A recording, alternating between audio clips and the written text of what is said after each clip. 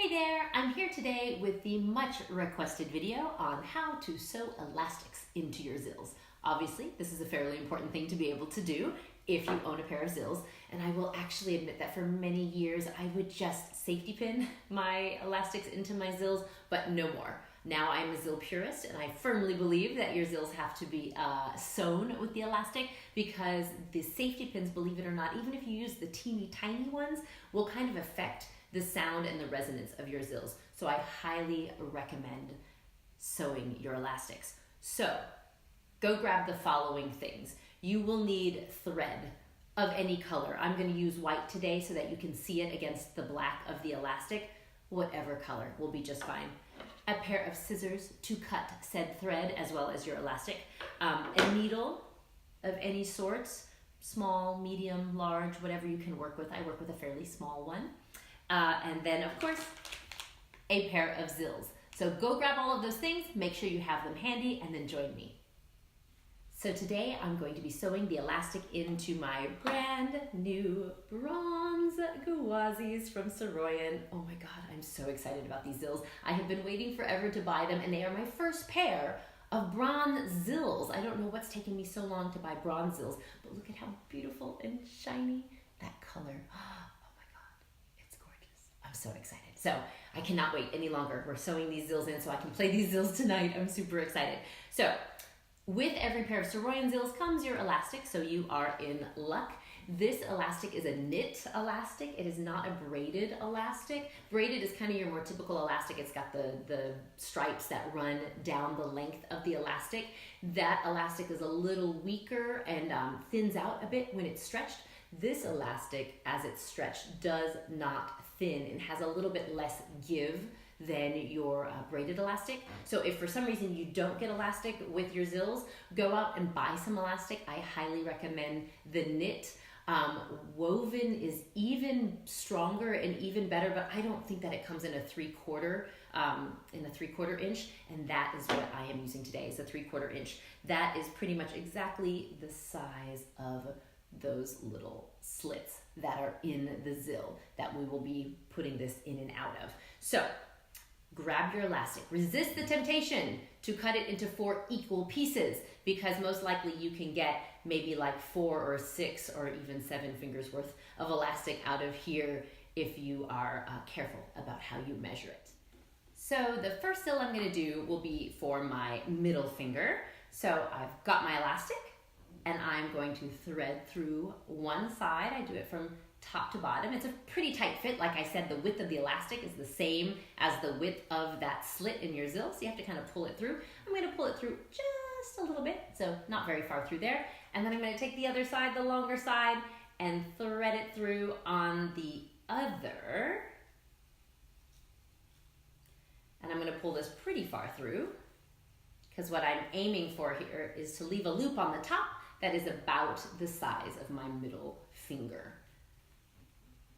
So now I have one really long side, one kind of short side, and I'm going to size this one to my middle finger.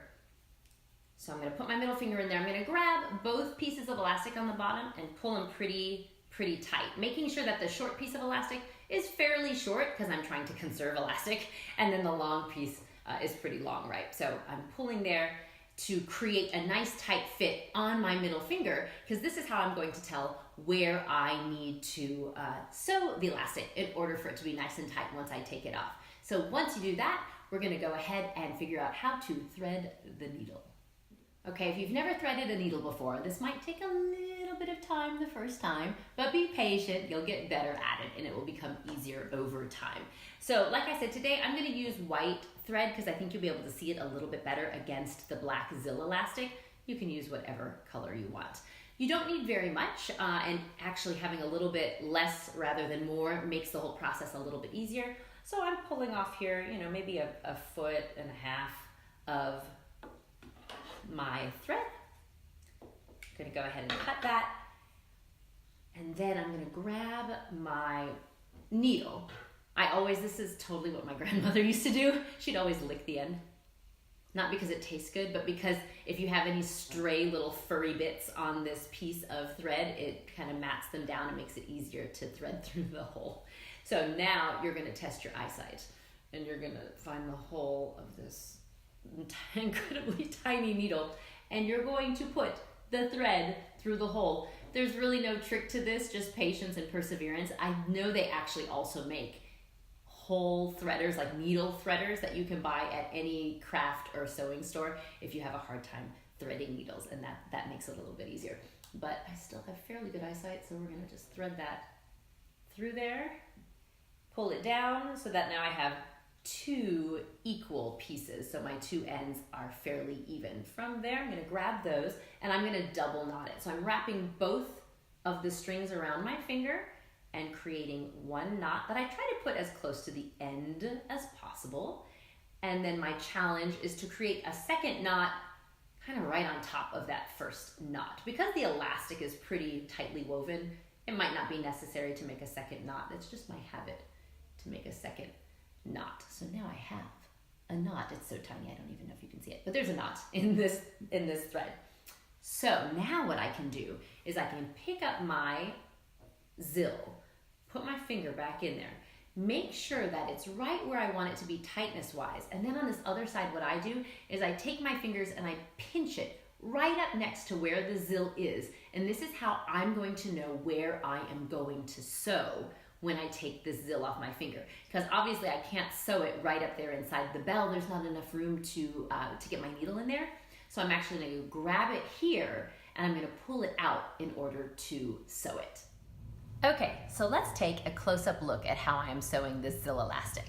Like I mentioned, I have pinched here on the other side, right inside the bell of the zill, and I have pulled it nice and tight on my finger.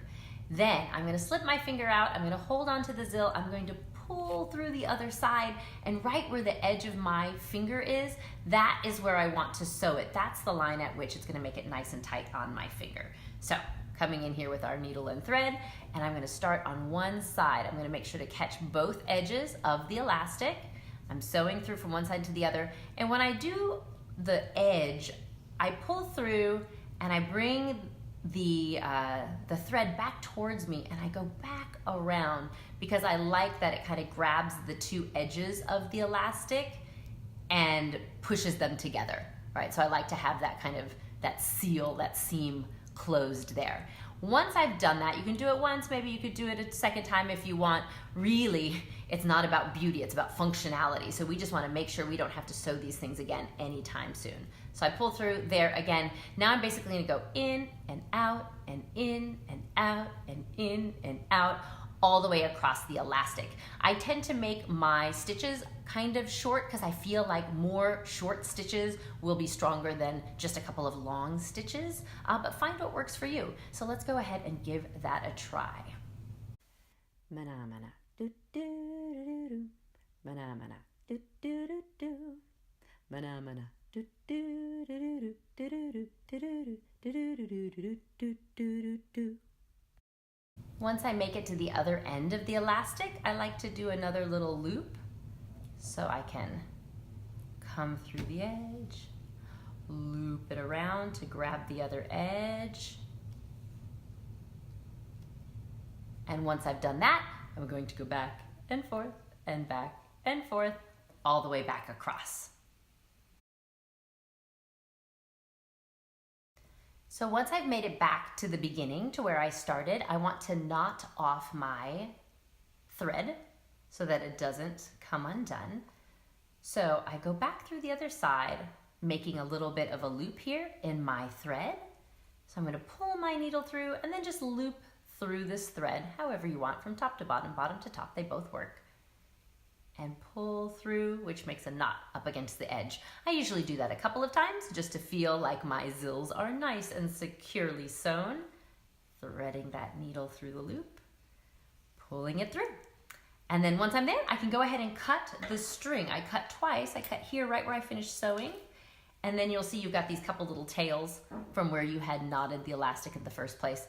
I like to cut those off as well. And then you are going to go ahead and cut your elastic just to the outside of where you've sewn, not to the inside, because then you will ruin all of your hard work. So just to the outside of where you have sewn the elastic. You don't want there to be too long of a tail, because that tail will also kind of muddle up your zill sounds. So that's why I like to sew really well. That way I feel like I can cut up really close, yet my elastic will not unravel. So once I've done that, that's what I've got. Now flipping it over to the other side, I'm gonna kind of dig out this loop here and pull through, pull it up nice and tight, and give it a try. Ta-da! And that's it.